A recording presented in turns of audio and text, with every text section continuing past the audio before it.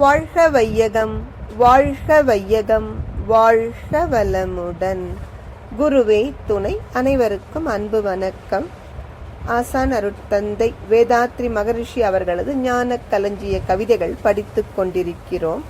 இன்று கவி எண் 165.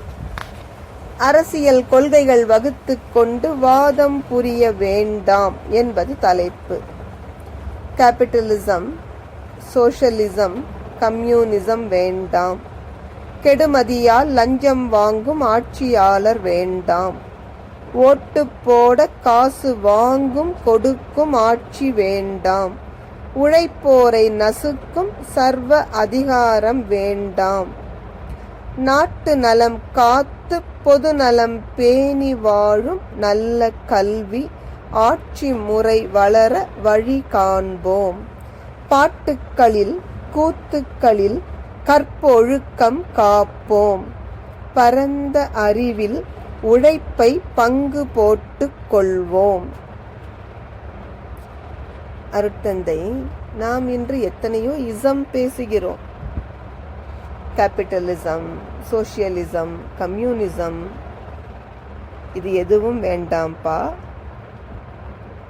அதே போல லஞ்சம் வாங்குகின்ற ஆட்சியாளர்கள், நல்ல அறிவு இருந்தால் அவன் லஞ்சம் வாங்குவாங்களா?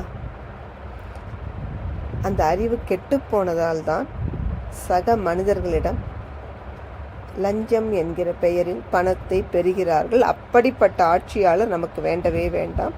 அதே போல இந்த தேர்தல் திருவிழா என்று கொண்டாடுகிறார்களே என்று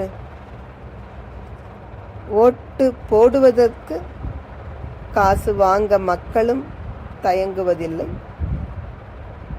கொடுப்பதற்கு எந்த ஒரு கட்சியும் தயங்குவதில்லை. இப்படிப்பட்ட ஆட்சி நமக்கு வேண்டவே வேண்டாம். அதே போல உழைக்கின்ற பாட்டாளி மக்களை மதிக்காவிட்டாலும் பரவாயில்லை, அவர்களை நசுக்குகின்ற சர்வ அதிகாரம் கொண்ட ஆட்சி முறை நமக்கு வேண்டவே வேண்டாம். எப்படிப்பட்ட ஆட்சி தான் நமக்கு தேவைப்படுகிறது? நாட்டின் நலத்தை பாதுகாக்கின்ற, மக்கள் நலத்தை பேணுகின்ற ஒரு நல்ல கல்வி மக்களுக்கு கிடைக்கும் வழி செய்கின்ற ஆட்சி முறை வளர்ந்து வருவதற்குரிய வழியை நாம் கண்டுபிடிப்போம். அதே போல இந்த நடனம், பாட்டு, திரைப்படங்கள், அது தொலைக்காட்சி தொடர்கள் எதுவாக இருந்தாலும் கற்பொழுக்கத்தை காப்போம்.